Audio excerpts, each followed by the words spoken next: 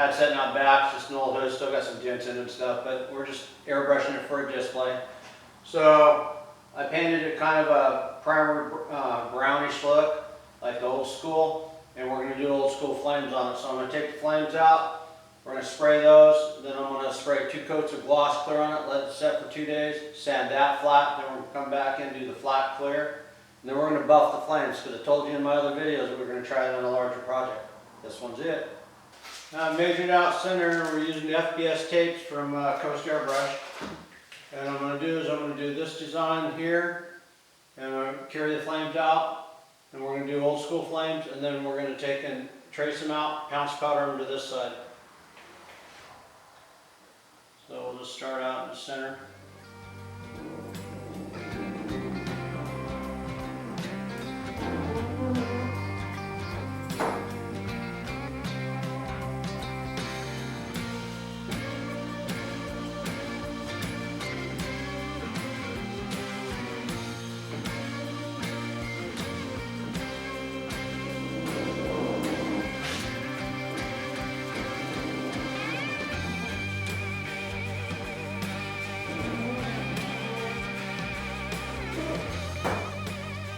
Now we go back in.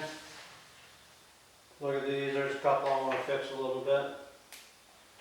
You can always go back in and reshape your flames. It's nice to do it in the first shot, but now we'll just go back in and outline it, just take it down. Then I'll show you how to do the transfer.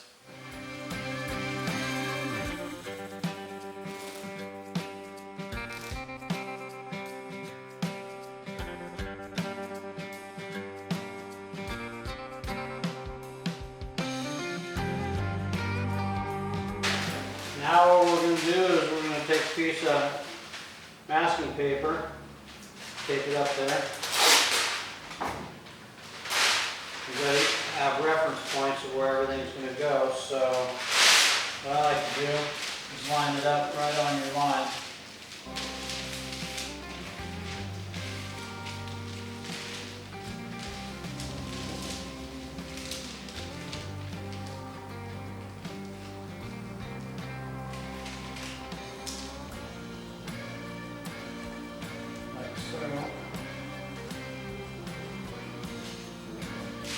Stretched out. Take it down. I'll take it down one more time.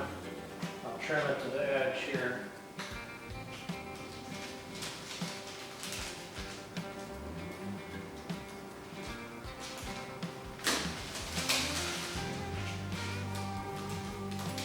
Now we're going to take a sharp pencil, get it right in on your line there, start following your lines.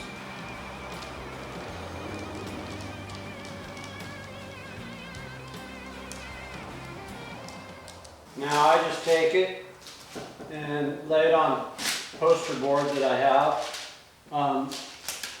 One thing that works really good is an old piece of cardboard.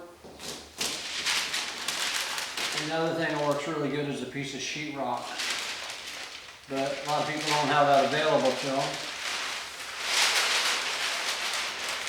So, lay this out like this. I'll get a close-up to show you. Now you're taking a spur wheel, which is this here. I'll get a close-up of that. And you're following your lines. Pressing hard on it. And just follow your lines that you got already drawn out. What this does is it perforates the paper.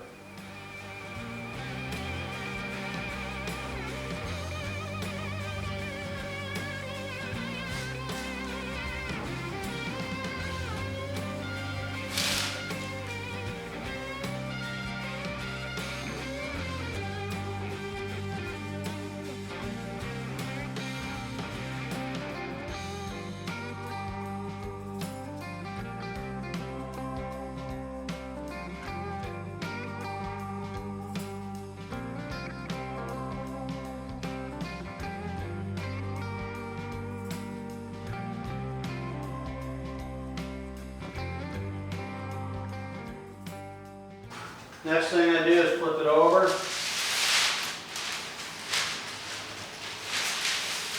fine piece of sandpaper, like 600 or 320, somewhere in there, and just lightly hit the edges. Knocks all the points down, so when you do the pounce powder, it actually goes through it. Then I got our pounce powder. You can buy all this Coast airbrush. And I'm going to use white on this. So we pour it in here.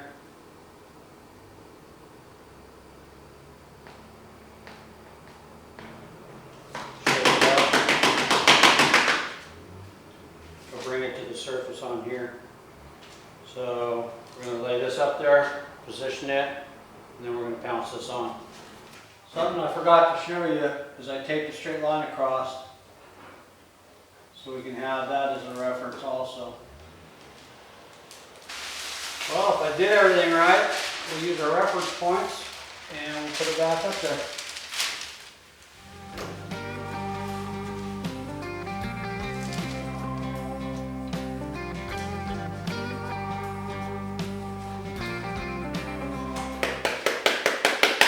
Make sure we get all our powder down into the pad.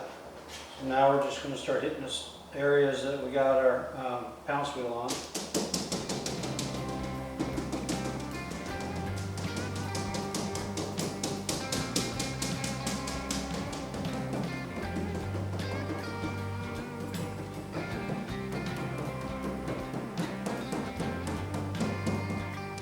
Now before you take it off, lightly lift it up and see what you got. Yep, I can see them pretty good. If you want to do it heavier, you can. I'll put more powder in, it'll go one more time where you can actually see it on camera. I'll put more powder in the pounce pad. Now I'm going to hit it harder so you guys can actually see the lines.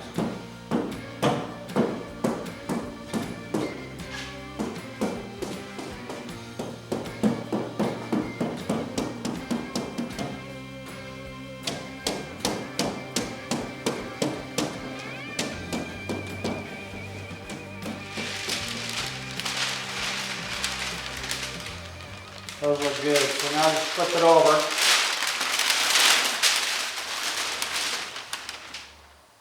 Now we're going to take our tape, we're just going to start outlining it just like we did these.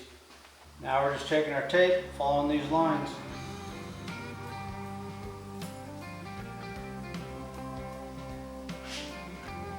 All this pounce powder will wipe right back off. We're done laying this out, just wipe it back off. And when I say wipe it off, I just use water.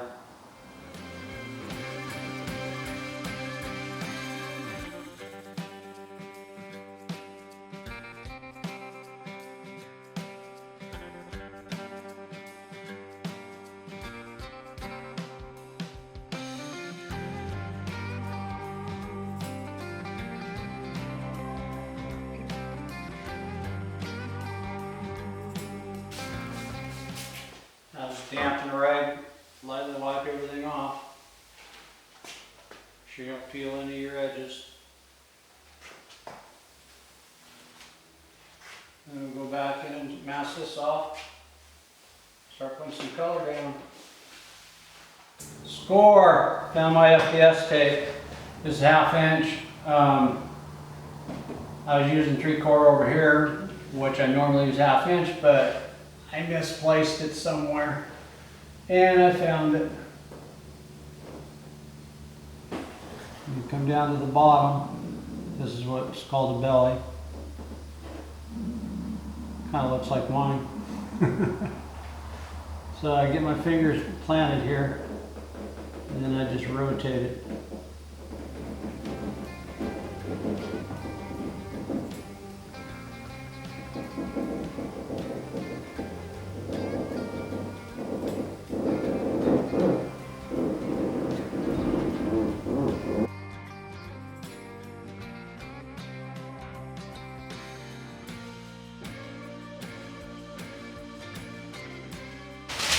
Now you can take this and save it if you like your flames and you want to do something else, just roll it up put it on a shelf somewhere, and you can always use it again on another job. Me personally, I'll never use it again because I always do different flames and everything. All right, the fun part. Let's go for it. We're going to spray a red outline, and then I'm going to mask it off for a pinstripe, because I don't know how to pinstripe, and I thought, why not show you guys how to do it with an airbrush? So I'm going to use this color here, which is kind of burgundy red. It's not going to show up too well right now, but I'm going to go ahead and do an outline all the way around. Then we're going to use 1/8 inch FBS tape, like I always use. And we're going to outline that, and then we're going to start in with our white, yellow, orange, and red. And the red will actually be brighter than what this is. I know it didn't show up too well right now, but it will when we get everything unmasked. We're going over the second time. I went around once, and this is the second time I'm going around it. You want to make sure that you're right tight to the fine line, because you can see I was out of ways. So we'll go around one more time.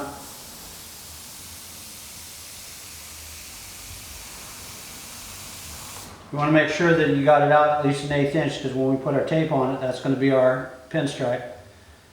I'm sorry, pinstripers, I'm not trying to show you up. Get it right. All right, we finish this up. I've got 2 coats all the way around. We're going to let this dry for about 10-15 minutes. I'm using a urethane. This is House Color paint that I'm using an Iwata HP CS, and I'm shooting at about 25 psi. All right, we let it dry for about 15 minutes. Now we're using our 1/8 inch FBS tape. We're going to go around and put an 1/8 inch border around it.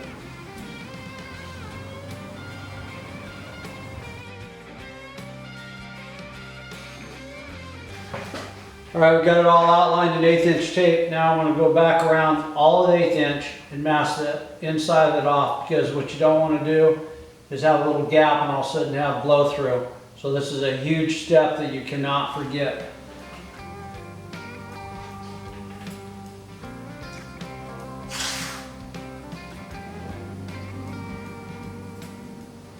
Go back and remask everything you just masked. This is a long process to do it this way, but it looks really cool when you're said and done. I didn't normally do a blue outline on a yellow, orange, red flame, but because I'm trying to keep this old school, they used to do a lot of red pinstripes, so I went with red. And then the background is like what I said, is like a primer red. Okay, the next step we're going to do is we're going to do white. We're going to blend white up here, and then we're going to put yellow over it. The reason I put white down underneath is if you don't put white under there and you just put yellow on there, it's going to take a million coats to cover. Million's a lot, but it's going to take a lot. So anyway, it's going to take a lot of coats to cover if you just do straight yellow. So we'll blend white.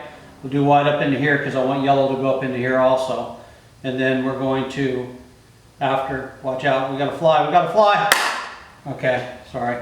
All right, we're ready to spray our white. I'm going to turn the fan on, get my mask on, and we'll tack this off. I've wiped it down with water again, and we're going to tack it off. And then I'll spray the white, blend it in, then we'll mix up our yellow and go from there.